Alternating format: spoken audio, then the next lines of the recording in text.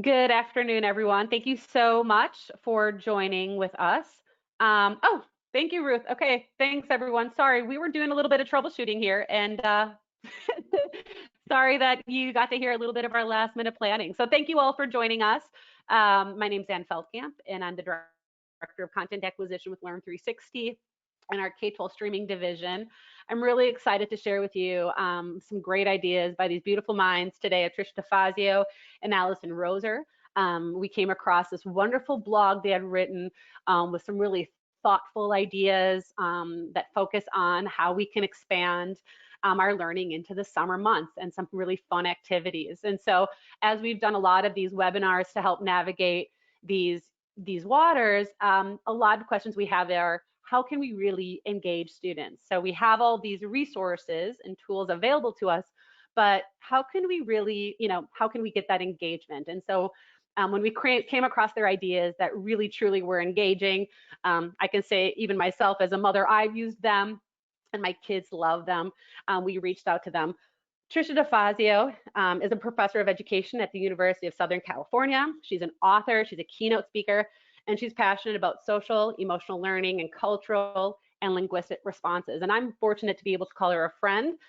She's been an inspiration and a massive source of laughter for me for over 20 years. And her friend Allison Roser, who is also here with us today, has a Master of Health Sciences.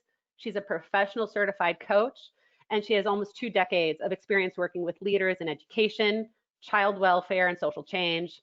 She's an avid learner of mindfulness practices and has seen firsthand the value of integrating self-awareness into professional and personal development. So they're clearly experts, they're thought leaders, innovative, education minds. So I'm going to pass the mic over to them. Trisha's going to be here and sharing some information. Allison is also joining us today, and will be available for some Q&A at the end. So with that being said, Trisha, take it away. Educators! Hey, welcome, welcome, welcome. I'm so sorry I don't have my webcam up for you all, but I do want to give you a huge, heartfelt, like hand on my heart, thank you so much for the work that you do and for tuning in to a webinar today. I know how much that takes. I'm sure we all have a little bit of screen fatigue. So I promise in the next 20 minutes that we have together to provide for you as many engaging and helpful creative strategies that you can use with your students and with your own children. So that is my promise to you. Allison and I put this together during, quarantine time when we were trying to figure out how can we support educators and parents around home learning. And so thank you, Anne, for having us. And I will just jump right into it. If you all could, in your chat pod, please just share out, and shoot out the poll to see what grade levels what grade levels you all teach. Perfect, thank you. All right, fantastic. So you should see the poll here. We're just curious. Although we did kind of gear this at an elementary audience, Trisha and Allison do have ideas for other grade levels. And I know having the webinar this morning, we did invite our middle and high school teachers here, so we might get a mixed bag. So thank you for voting. We have about 20% of you that have given us responses. Looks like currently we're about just shy of 80% of the attendees so far are elementary, but let's give this a few more seconds. It looks like we have about 70% voted so far. So yeah, it looks like with this, we have about 70% elementary, Trisha, 8%, it keeps teetering back and forth. Middle school, 10% high school, and 13% other. Awesome, thank you so much, everyone. That's so helpful. So take a look at this picture. I know that so many of us have had an interesting time transitioning, and I just want you guys to share, just summarize in one word today, right now, sitting in front of your computer in the chat pod, just how are you feeling? Just in one word, share how you're feeling today, right now, sitting here. And it can be anything. There are no wrong answers. All information is good information. And go ahead and do that while I share our objectives. So in the next 20 minutes, guys, and this is going to be like lightning fast, but we're happy to share out. Obviously, you guys have access to this blog, which will have all of these strategies and more with descriptions and awesome video links as well. But we're going to go over some strategies to support in-home learning, and then also provide creative ways to tailor and expand these activities to meet the needs of your students. So these activities aren't just like fun ways for kids to pass the time at home, although that is helpful. They range between being done independently or with the support of an adult or an older brother and sister, and they're meant to reach across the content areas and can be differentiated by grade level and difficulty. And let's jump into them. Actually, let's not. Before we jump into them, and the reason why I asked you all how you guys are feeling right now is because one of the most positive things that I personally think came out of the quarantine and the pandemic is there's been this awakening around social emotional learning. Now, for those of you guys who have already had some training on social emotional learning, that's fantastic. For those of you who haven't, no worries. Just know that it's coming to a school near you and that it is about time. And the reason for this is for so long we have focused on like kind of cramming our children's brains with information as opposed to like helping them to manage their thoughts and their emotions. And so you're going to see a big awakening around social emotional learning. And that's because we know definitively that how a student feels gives meaning to what they're learning, period, right? Then the research is clear that emotions determine whether academic content will be processed deeply and remembered. So in a lot of ways, it doesn't matter what we teach, it only matters what they learn, right?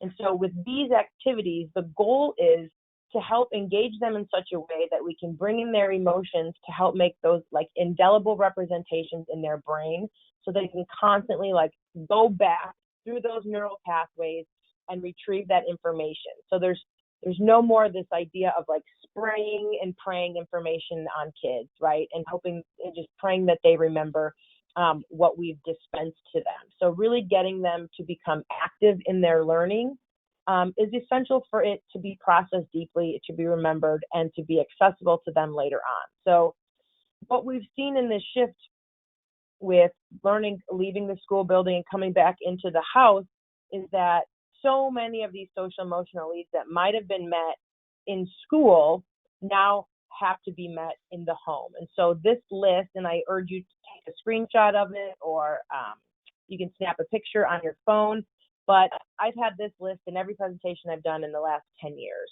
because to me, this is what informs learning, right? And I take this list and I bring it into classrooms. I have second graders look at it. I have sixth graders look at it. I have kids who are in 12th grade look at it. And I ask them, what is the most important to them? Which of these needs do they want to have met so that they can learn and be engaged? And I won't spend too much more time on this, but I can spend a whole day on this. And I do. I'll tell you that those students, the top 5 needs have been, number 1, in control. In control. Now, how can you help a student feel in control, right? You guys know this answer because you're great teachers, is that you give them choice. And this is the difference between, do you want to do a paper airplane activity, or do you want to make marshmallow towers, right? It's kind of like the illusion of choice in that they were going to do that activity anyway. It's like a mom choice, right? Mow the lawn or empty the dishwasher. So anytime we can provide students with options, they feel a sense of control. The second thing that they require is to feel believed in, right? And it was interesting how many students across all the grade levels said they wanted to feel believed in by their teacher, but also their classmates and their parents, right? Having these needs met is to put a down payment on our kids that will pay dividends then later on, right? Bringing this into any of the activities, the summer activities, anything that you guys do on your own is something that will really pay off in the long run, right? Another thing that they said that they wanted to feel was treated fairly. This is specifically with students who come from high needs areas, and that has, never been more important. Forgiven was a big one. And then last but not least, our middle schoolers, this is the one that creeps in when the hormones start raging, is respected, right? So I share this with you because having these needs met is something that will help them attach their emotion to their learning. a lot of the parents who've been at home, who've been asking, a lot of the parents at home have been asking, you know, how can I help to support my children do these activities? What if I'm not familiar with it? What if it's, you know, a math that I'm not familiar with? And so we just share with them the real quick and easy strategies that we do anyway as educators, which is chunk and chew, right? You would never give a child an entire pizza. You give them, well, now you can do anything, right? There are no more rules in a pandemic, but you give them just a piece, a manageable piece that they can handle. Also helping parents to understand the gradual release of responsibility. You know, it seems so kind of innate to us as educators, but the first time a parent sees this, you're like, oh, wow, that's really helpful. So just something to think about if you plan on sharing out these activities with parents or friends, whatever. So let's jump into, we try to differentiate these activities by grade level. This is a simple reading activity, right? That helps them with those CVC words. This can be done, and obviously like the fact that it's on the wall, it's tactile for kids, and you can augment this by doing bigger words. You could turn this into a math activity. And then with all of these activities, it's so fun to then, after the children do it, especially because most of you teach elementary school, then you give that child the opportunity for them to create one for you. It's always so fun to flip that script and have the child then become the teacher. Why? It goes back to all those social emotional needs. Do they feel in control? Yes. Empowered, believed in, challenged, capable, celebrated, all of those things. So remember, it's always fun to flip the script on. First, you give them this activity to do, and then allow them that time and that autonomy to then create it for you. Toy washing station. This is perfect for pre-K, early childhood. Obviously, this is a two-hander for parents because we get their toys cleaned, and then they have this like nice kinesthetic activity. You can add like tear-free bubbles, you know, to make it more fun. And you can put them in a little assembly line with their siblings if they have them, and do like little station activities. Something very simple, but that will help kind of engage those students around all their five senses. We have this listed as grades 3 through 5, but it could be honestly any grades. I love this activity for home because it has such potential to kind of bleed into all of these different content areas, and can be modified or augmented in a way to, you know, between grade levels and even ability levels. This is something that can be differentiated for students with special needs. And just an example of this is you have the child make a paper airplane, right? Then you have them predict using math skills how far they think this airplane will fly, right? And then you have them do that first launch, right? And they can do it again whenever you can make things competitive. So maybe the whole family does it, whoever's in the household. And then it's not just a one and done. Then you have that child really think, okay, let's go back to the drawing board. Let's look up a website. There's great websites where they teach them how to draw, to create like these F-15 fighter pilot style airplanes, right? So they really sit there, they take time, they do this independently. They can pick and choose any design that meets their, that they find appealing to them. And then they can predict again, based on their structural changes, which is getting into engineering and STEM, how far it will go. Once they've launched it, and you can do this as many times as they're interested in, right? But then you can take those measurements and say, great, how many feet did it just go? Now I want you to convert that into meters or into inches, right? Or I want you to then explain to your brother, your sister, or your auntie, your uncle, whoever's in the house, how your structural changes changed the way that plane flew, right? So this is an activity that could take up, you know, the better part of a day if kids are really interested in then, you know, decorating their planes. And then, I mean, you could even take this into language arts and have them write a story, write a fictional story about your plane. So we've had a lot of friends and family send us pictures and videos of their kids doing this. And it's one of those kind of like analog old time activities that you forget, and to see the look on the kids' faces doing this is, it restores a little bit of that wholesome feeling of yesteryear before the screen. The next activity I love is the shadow puppet theater.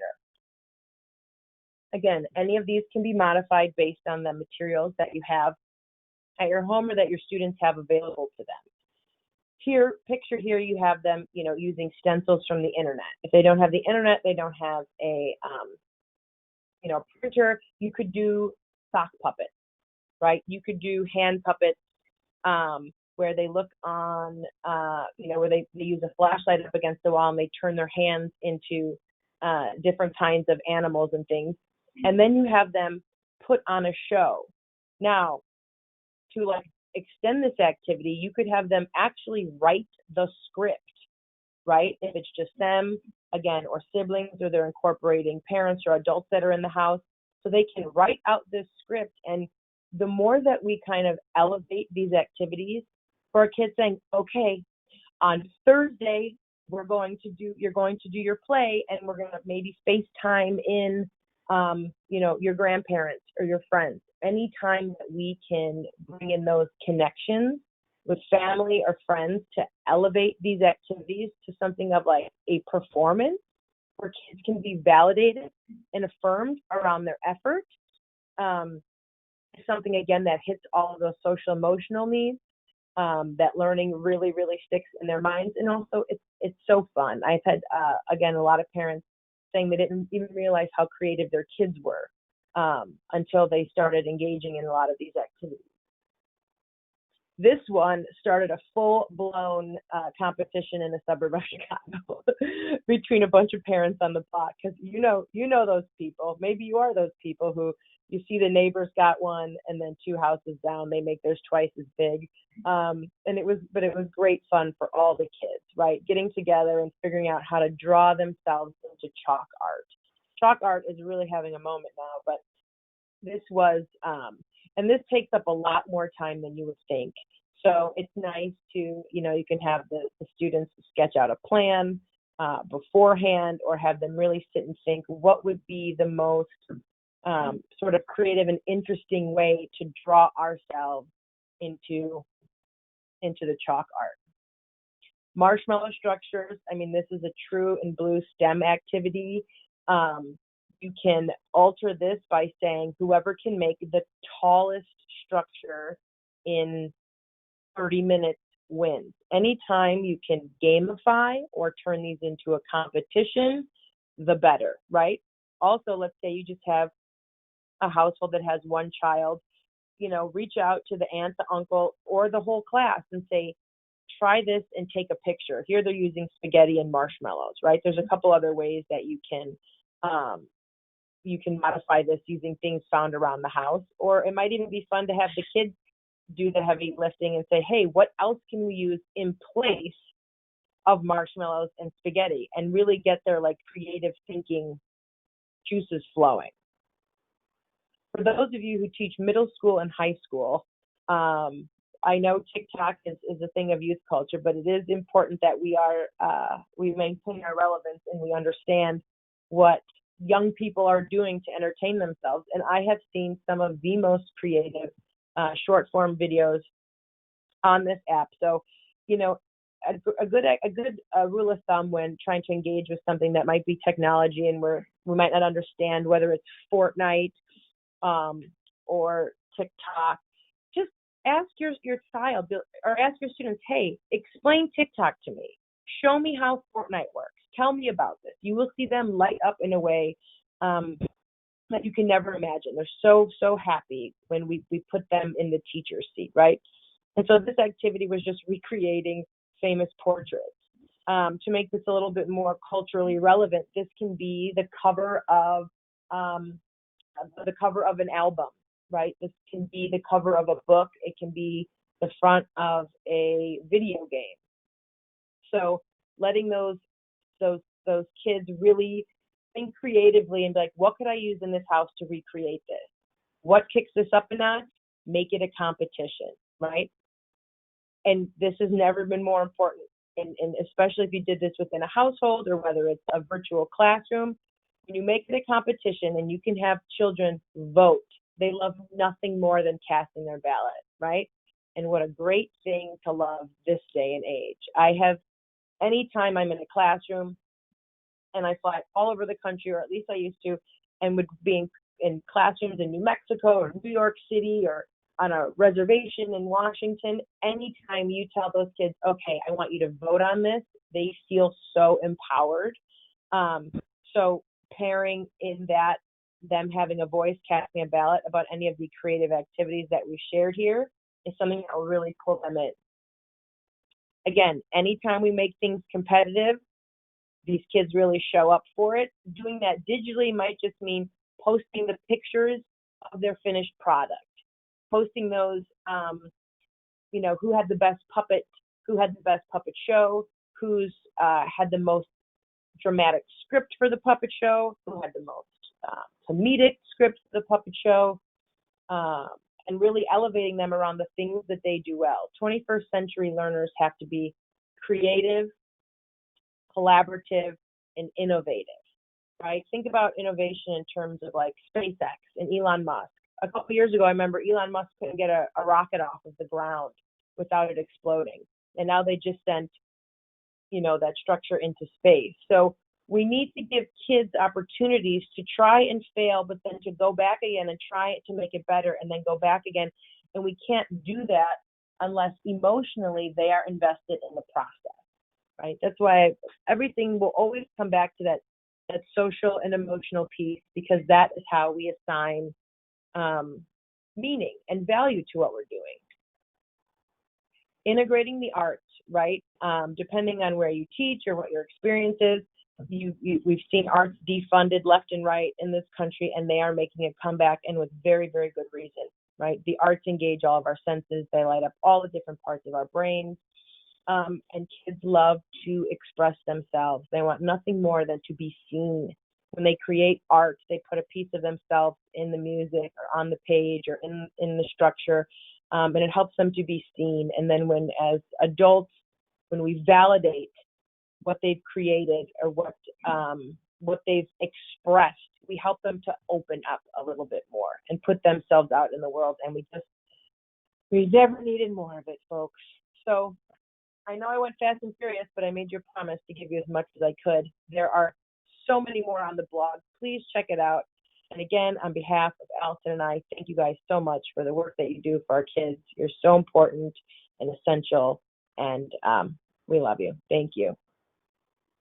Thank you, Trish. And there are more ideas in her blog. And so her blog is available in a couple of different places, both on, her website. We also have it featured on our Infobasecom blog as well. And so definitely there's more ideas. If you like what Trisha was sharing with you that she and Allison came up with, there's even more ideas there.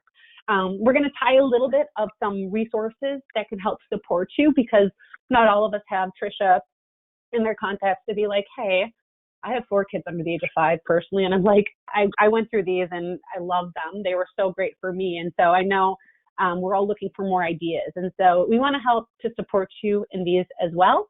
So some of the things like that Trisha was talking about, for example, the paper airplane.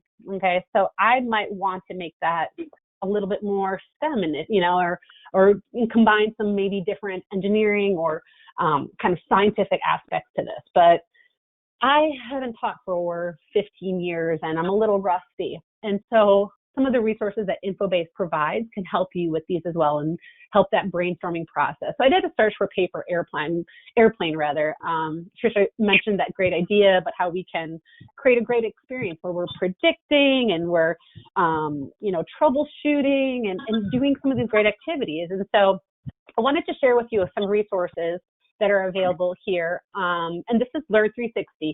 This is a streaming resource service.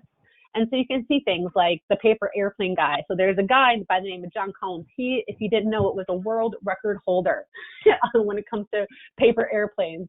So it might add a little bit more color, if you will, to that activity. And you can see here as you kind of scroll through, we have, some different, let's see here, we have a competition with categories and, some engineering students that are doing some fun activities. So there's even more here, computer art for young people. Here we have a kid inventor that gives you tips on how to make better paper airplanes. So some really fun things. Here we have just maybe the science behind them. And here's an origami activity, which really is what paper airplane making is all about at the forefront. So Trisha's blog is, again, at Infobasecom, has more of these ideas. What I've done is I've gone through her blog and taken her great ideas and then found content that we have available to help, like I said, give a little bit more color to these. So I used our service, and again, Learn360 has, as you can see here, over 170,000 resources for teachers, for parents, for students, and you can come here and find these resources. What I love, for example, is some of the things that Trisha brought out are kind of like these virtual field trips, wanting to encourage the arts. We have different, reading and exercises, building, sports activities. So I kind of went through her blog, which again has more resources, but you can see this first video I pulled. An example of this is taking a VR experience of climbing Mount Everest. So here you can see I can manipulate the screen and I can, climb Mount Everest, see what it's like. So there's some experiences in VR that are really fun for students, and again, giving that interactive experience. Something that I personally have found helpful. What was that, Trisha? Maybe we just got a little feedback there. Something that I love too is with all softwares, obviously, that we're using streaming media with, we can cast this. So for a perfect example, me as a mom having kids at home with me, or as a teacher, you can use this in different applications. So maybe it is that you want to add this to your Google Classroom, which is really easy to do, or maybe you want to cast this out. So as a mom, I know I'm in my office sometimes, and I will cast this out to the TV, and I feel really good that my kids are watching a film. In this example, Click Clap Moo. It's one of their favorite books, but it's written and it's being introduced and read by someone that's not me, and it's a fun little film. Maybe they want to take a tour of the Andy Warhol Museum in Pittsburgh, right? A lot of family vacations are being canceled. And so there's different activities that are here. And what's great about being in an interactive educational space is we're not in this YouTube environment where, they can kind of start diving down a lot of different paths that we're not sure, right? When we're in these services, in these resources, we know that they are in a good, safe environment. And also it's going to add that kind of step up to say, okay, this is not only the museum or the climbing Mount Everest, but it's going to help give a little bit more educational context to try to get that, that student or that child's brain more excited and hopefully allow them to, want to further learn and start diving down. A lot of sports are canceled, right? And kids look forward to that. Parents look forward to that. So, and again, I'm kind of just playing a bit of these, but we have, a ton of things of, baseball, basketball, game of sports, soccer, and it's backyard drills and skills series. So if you as a parent, maybe your child's summer sports are canceled and somehow changed, lots of fun activities. I don't know anything about baseball, actually, to be honest. My kid was signed up for Little League. I don't know that it's happening. So maybe I'm going to play some things like this and help him learn about that. We have the Grand Canyon. You're going to take a tour of the Grand Canyon. Again, this is kind of geared off to that family vacation. And again, we're going to kind of dive in here. And I know I'm kind of scrolling through these videos fairly quickly, and hopefully the delay that GoToWebinar sometimes has isn't too delayed here. But, you can take a tour of the Grand Canyon. Again, that's just fun for all of us to see something that maybe we can't see in person. And I'm kind of sneaking through these quickly, but Art with Joy. This is a fantastic series. This woman teaches painting and drawing for students. This is her, she's fantastic at it.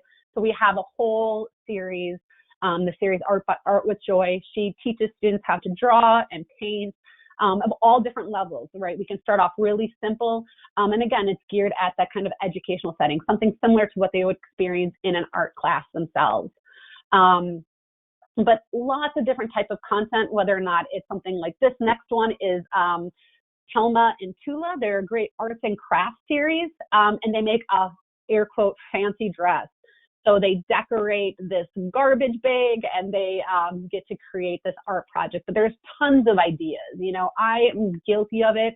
I always want to do activities with my kids, but I'm like, oh, I remember this, and wait, what do I need for that? Or, you know, and so these are just really great because they help to give a bit more context to what, it's not context, but more ideas for us all.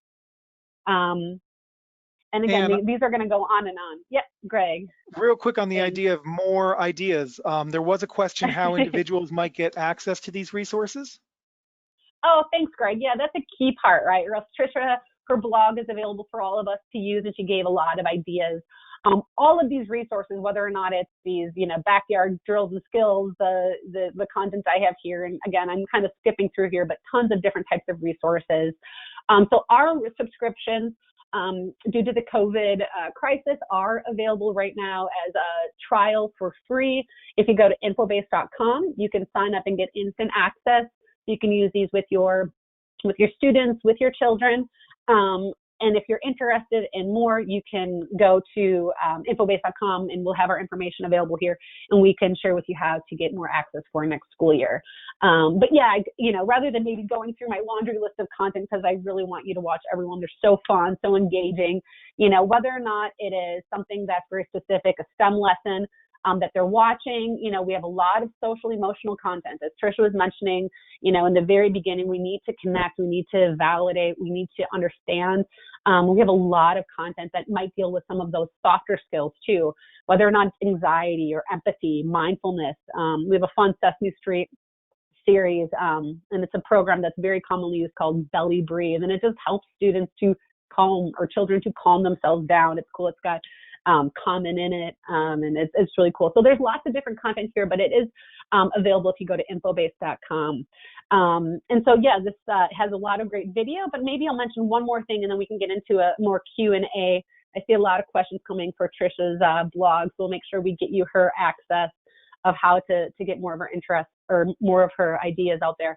But one more thing I want to point out is, in addition to watching content and kind of going down that, I will say, if your students or children are interested, this title by BBC, Battle of the Exoplanets, is one of the coolest programs I've seen in a really long time. It's amazing. So if you have any of your students that are interested in space and in outer space and things like that, but the games and activities section is truly interactive. It is just that. It's learning games, whether or not they're, you know, making baskets while they're entering math questions, what have you. There's a whole collection of these that are available, as well as we move into what we refer to as STEM lessons. So you can see here, our games and activities are going to help students, you know, in different curriculum, whether or not it's social studies and math, and even reading comprehensions. And what's great about these is they're short, so students aren't maybe having to go through an exercise of reading a full book.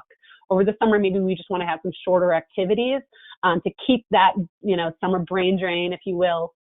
They're reading a passage, and then they're completing 10 questions to show their recognition.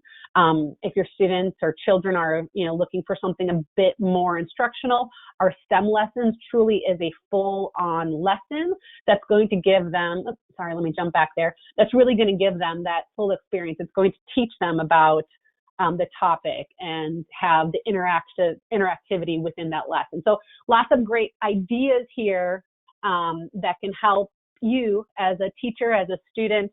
And again, this is all shareable, whether or not you're streaming it, wanting to, you know, put it in your Google Classroom or other LMS.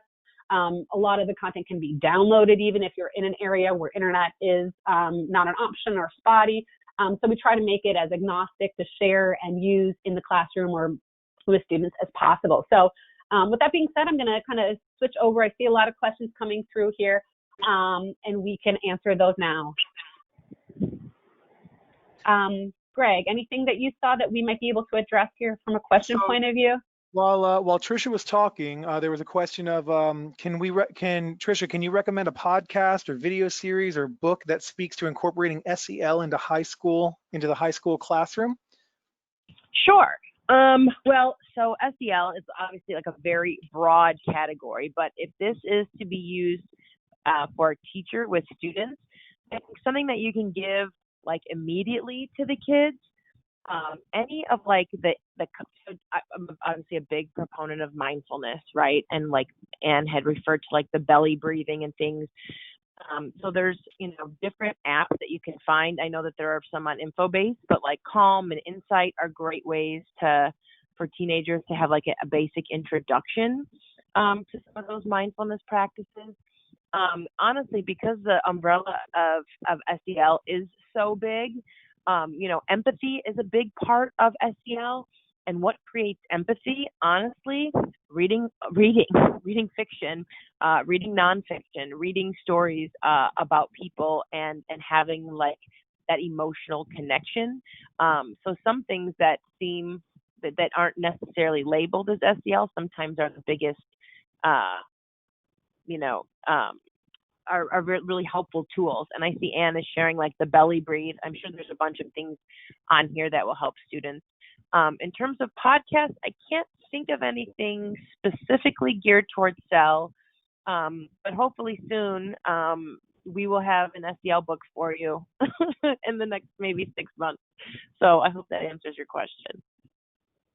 Also, Trisha, we had asked in the beginning for everybody to provide one word about how they're feeling with the new setup being in a there were a few overwhelmed. There were Yes. some excited. There was planning and tired and burnt out. Do you want to speak to any of that kind of emotional turmoil that the Yeah. teaching aspect is dealing with? No, 100%. And I have experienced personally the burnout. So like I see you and I hear you, and I've probably had it twice even. The burnout helps us to take inventory. The burnout is helpful, and here's why. Like all of our emotions and all of even our pain is our great teachers, right? And so what the burnout is saying to me, and what it said to me personally, is that what am I doing that's not working for me, right? What am I doing that is draining me? And a lot of times, we feel we are being drained by the demands of our principals or our schools or the district or even the federal government, depending on, what things are draining us. But we have to just like kind of step back and take a look at what is our relationship to these things that are draining us, right? Because, and I've heard this probably a million times, but I'll perpetuate it, is like you have to put your oxygen mask on first before you can help a bunch of these kids. So think about this. If we are adults and we are burnt out and we are drained, can you even imagine how a little person with not the developed emotional responses that we have is dealing with this, right? So I always kind of remind myself that, somewhere somebody would kill for my worst day, right? If I'm having a bad day or feeling like I just can't cope with all this, the demands are too much. So I think my advice to you is like reach out, connect to people, find ways to take care of yourself. Like self-care is so, so, so important. And know that you are not, don't put the expectations on yourself that you had when you were in a classroom. This is a whole different ball game. And so I would like ease the valve on that, all that pressure that teachers put on themselves to be great anyway. And I would say just like take a step back and take a look at what is really burning you out, and see if you can change, or at least bring some awareness to that relationship with whatever that thing is. I hope that helps. It did. No, that's And great. Yeah. on the flip side, because I know we're getting to like the last 5 minutes, there are some exciteds and some exhilarateds and some thank you for some great ideas. Oh, yay. Thank you.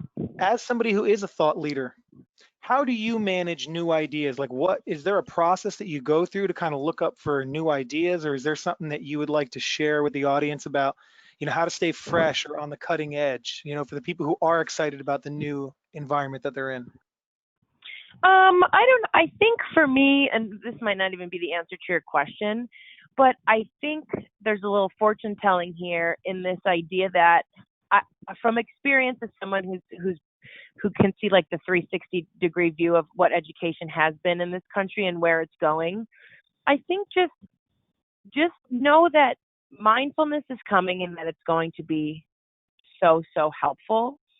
And that social emotional learning, has been ignored for so long because scientifically they felt like if we can't measure it, it doesn't exist. So it doesn't belong in our schools. And now what we're realizing is we do have the research that tells us that emotions 100% dictate how we learn, right? And if kids are being exposed to chronic stress, their body goes into conservation mode. There are a lot of physiological processes that kind of override being open for new learning. So I think my one bit of advice to everyone would be open yourselves to learning about even personally how you deal with your emotions, how you react to situations, and know that education is going to bend in that direction and that it's going to be really helpful for all of our students. Because right now we're all burnt out because they're throwing literacy and math programs at us, and what we need to do is figure out ways to help kids deal with all of these big feelings that they're going through, especially now.